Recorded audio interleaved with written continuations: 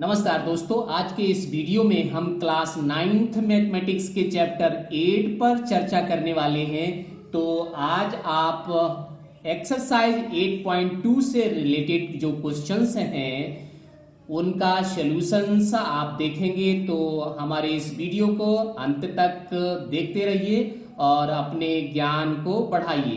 तो क्वेश्चन है जो 8.2 में, ये एक इम्पॉर्टेंट क्वेश्चन है, ये एग्जाम में भी पूछ लिया जाता है। So question is A B C is a triangle right angle at C, a line through the midpoint M of hypotenuse AB and parallel to BC intersect AC at D. So there are three parts. One first part is D is the midpoint of AC, and the second part is MD perpendicular to AC, and the third part is CM equal to MA equal to half of AB. तो आप इस question के solution का आनंद उठाइए और अपने ज्ञान को बढ़ाइए। Then CM equal to MA equal to half of AB. So there are three parts in this question. So according to the question, first of all we will write here given things. हमें दिया क्या क्या गया है, सबसे पहले हम वो लिख लेते हैं। So given here that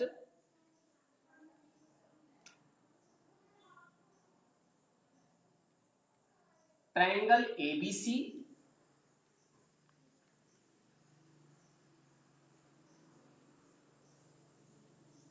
right at point C, ये हमें ट्रायंगल एबीसी दिया है और राइट एंगल जो बन रहा है वो पॉइंट सी पे बन रहा है। साथ में दिया है आपको कि M is the mid point, M is the mid point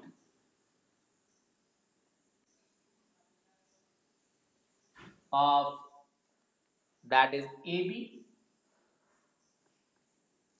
और इसके साथ एक और कंडीशन दी है, वो है आपका M D parallel to B C, M D parallel to B C, that's enough, इतना ही दिया है।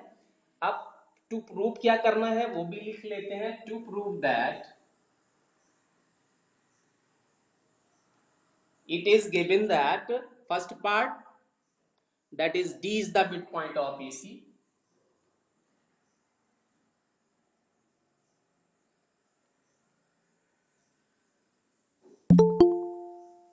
after that second part is given here, this is MD perpendicular to AC,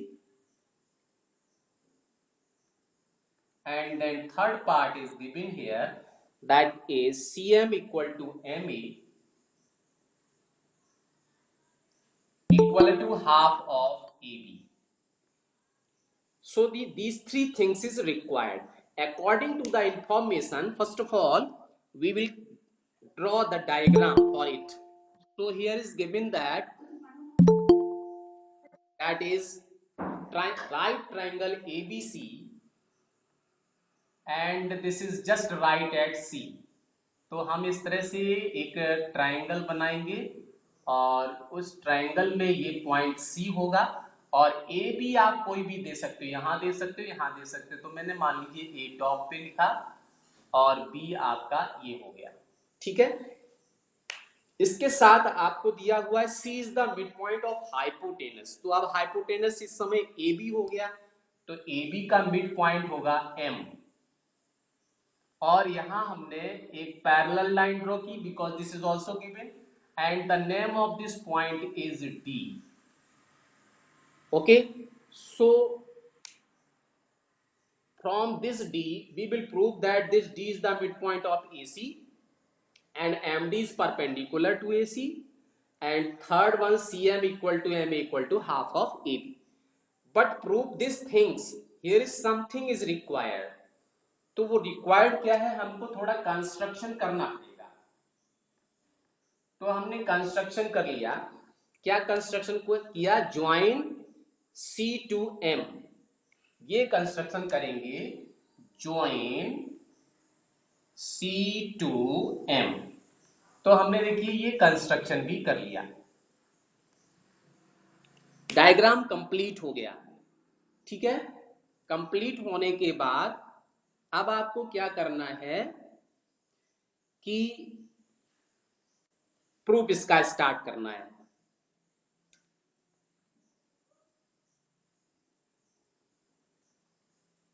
तो प्रूफ के लिए क्या करना है,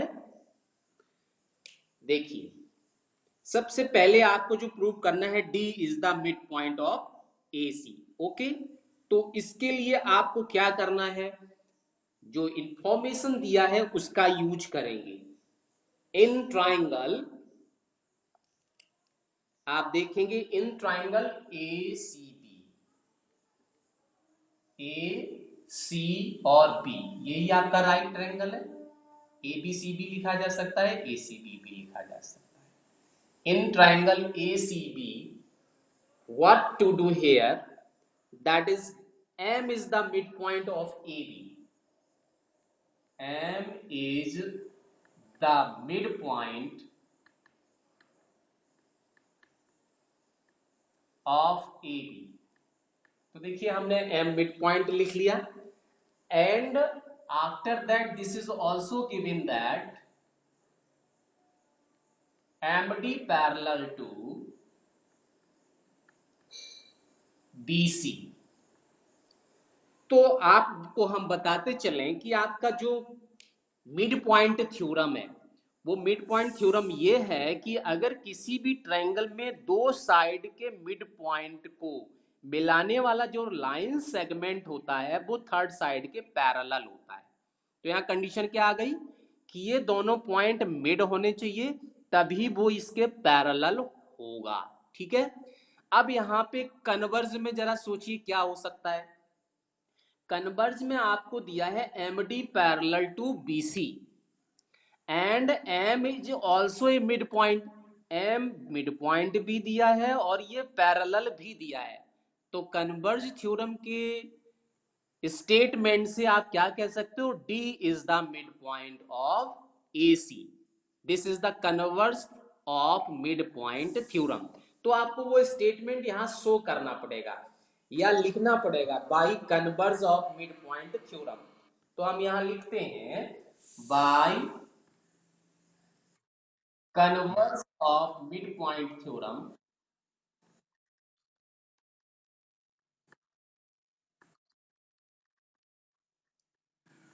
किसी स्टूडेंट्स के माइक को ऑफ नहीं किया हुआ है, थोड़ा सा आवाज आ रही है, अपने माइक को म्यूट कर दीजिए, put off your mike. Okay, तो by converse of mid point theorem, तो मिड पॉइंट थ्योरम एक बार और हम आपको बताएं, if line is parallel and one point it is given that this is a mid, that is midpoint, then you can say that other point also middle point। एक बार फिर समझ लो कि converge of mid point theorem क्या है, कि आपकी जो दो लाइन है वो दोनों लाइन पैरेलल होनी चाहिए, पैरेलल होने के साथ साथ एक पॉइंट मिडिल होना चाहिए। अगर एक पॉइंट मिड पॉइंट है तो दूसरा ऑटोमेटिकली उस लाइन सेगमेंट का मिड पॉइंट होगा जो पैरेलल है। तो यहाँ पे BC और MD पैरेलल हैं और M मिड पॉइंट है, तो जिस लाइन सेगमेंट का ये पॉइंट M है उसी लाइन सेगमेंट का दूसरा पॉइंट भी मिड पॉइंट होगा। तो ये converse of mid point theorem है। तो हमने लिखा by converse of mid point theorem, D is also mid point of, अब ये मिड पॉइंट है किस लाइन सेगमेंट का, तो यहां से देखना पड़ेगा, ऑफ AC। तो आपको प्रूव भी यही करना था कि डी मिड पॉइंट है, तो ये फर्स्ट पार्ट था उसका, ये आपने प्रूव्ड कर लिया, first part has been proved. इसके बाद अब आप चलते हैं सेकंड पार्ट की तरफ। तो सेकंड पार्ट आपका क्या है वो देखिए, second part is MD perpendicular to AC। तो MD perpendicular to AC prove करने के लिए आपको फिर भी गिवन थिंग्स का यूज करना है। क्या किया है आपको, गिवन क्या है, since MD parallel to AC,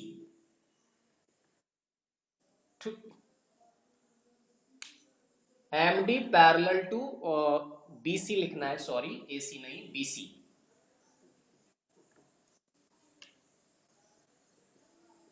MD parallel to BC. These are parallel, and this parallel line BC and MD,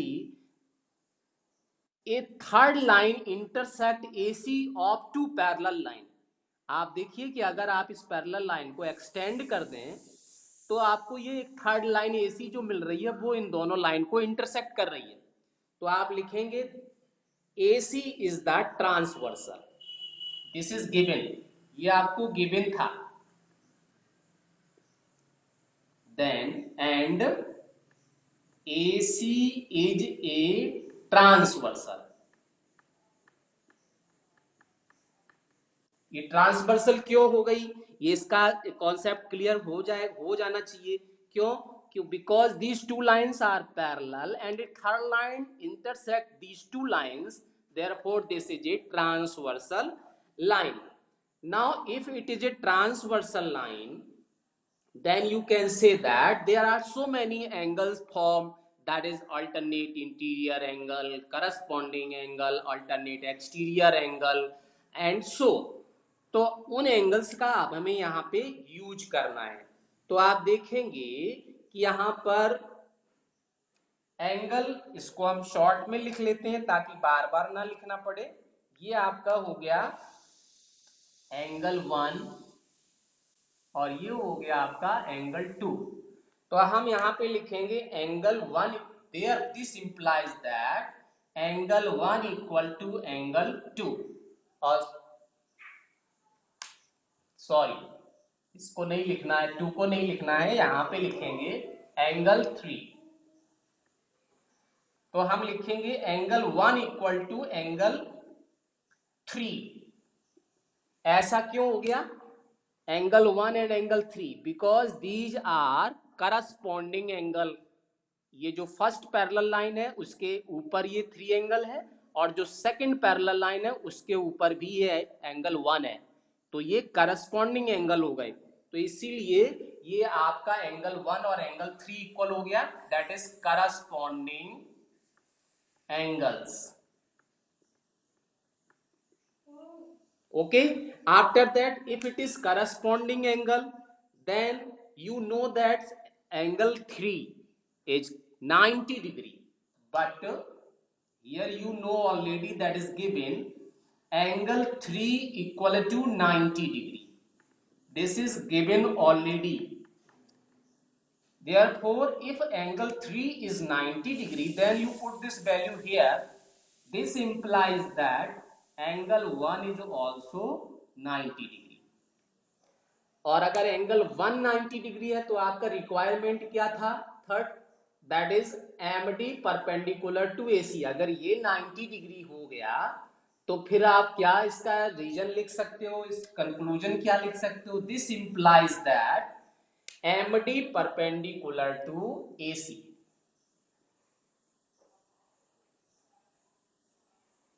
okay, तो यहाँ पे एंगल अगर 190 डिग्री है तो सेकंड भी आपका एंगल 2 भी कितना हो जाएगा? Angle 2 is also 90 degree. तो यहाँ पे आप कह सकते हो, अगर ये नहीं भी लिखते हो तो भी कोई प्रॉब्लम नहीं है, तो आप इतना से भी लिख सकते हो MD perpendicular to AC. So this is the result number 2। ये भी प्रूव्ड हो गया। अब आपको प्रूव करना है CM equal to MA equal to half of AB। तो इसका प्रूफ कैसे करेंगे? तो इसके प्रूफ के लिए आपको क्या करना है, let us try to understand for part number 3।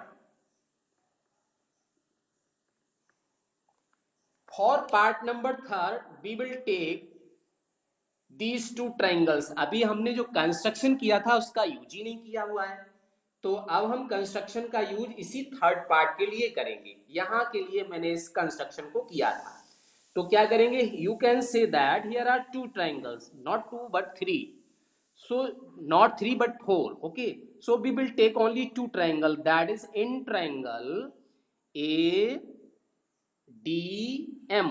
ADM and the second triangle CDM।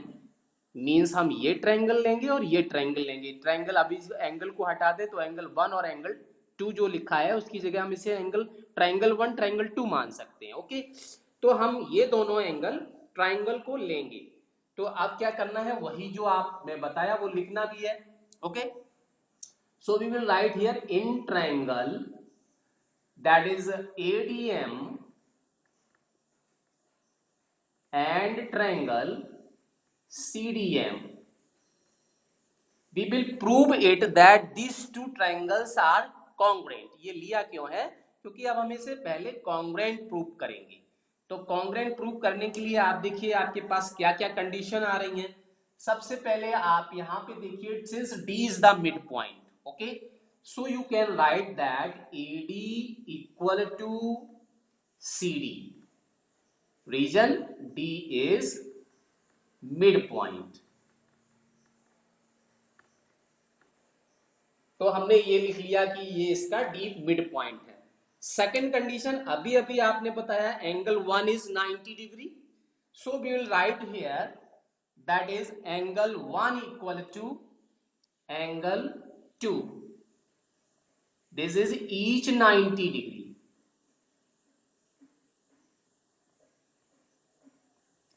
तो ये सेकंड पार्ट भी आ गया। और थर्ड पार्ट की लाइन आप देखिए, green line, that is MD. MD is common, so you will write here DM equal to DM।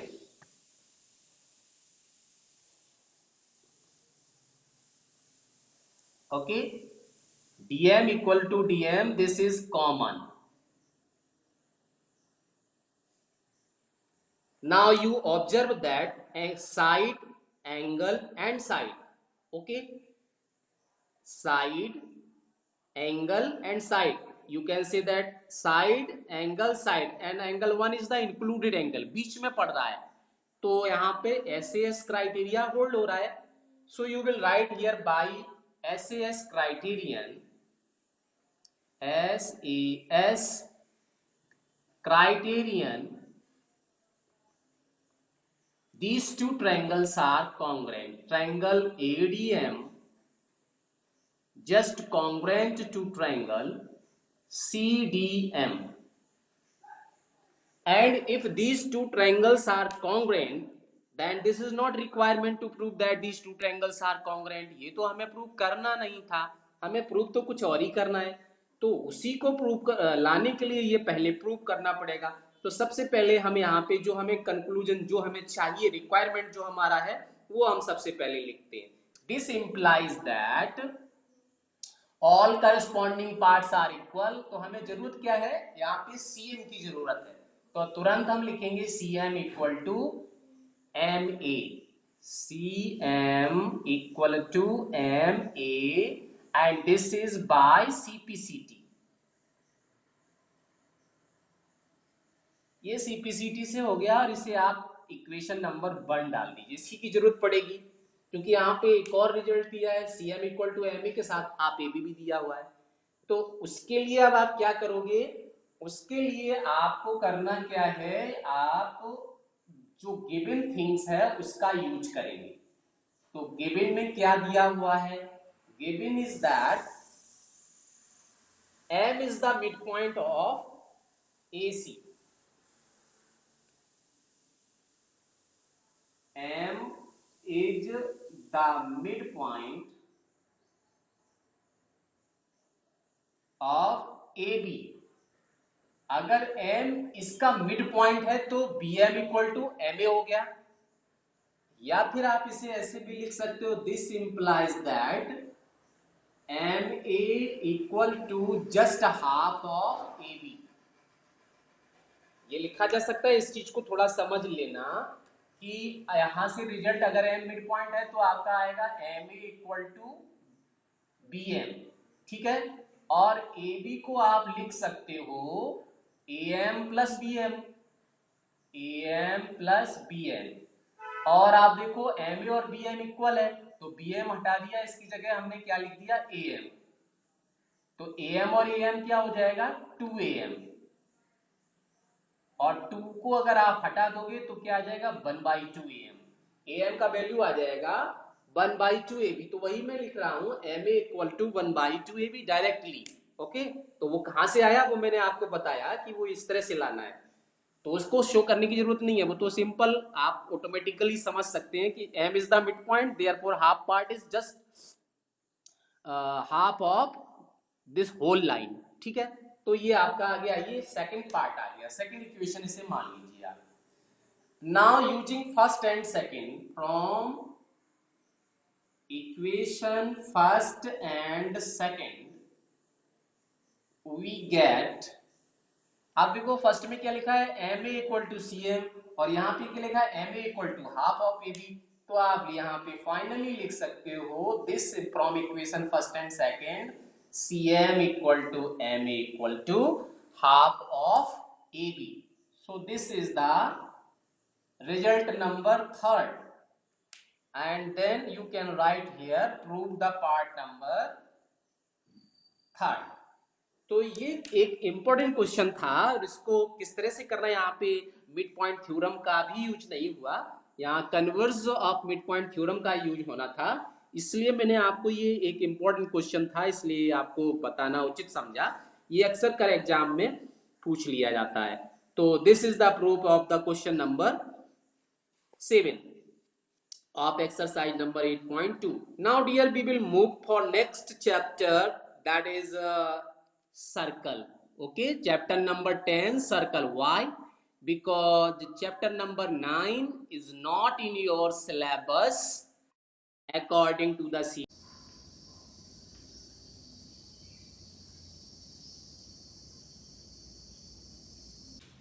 तो दोस्तों, हमारा ये वीडियो अंत तक देखने के लिए आपका बहुत बहुत धन्यवाद।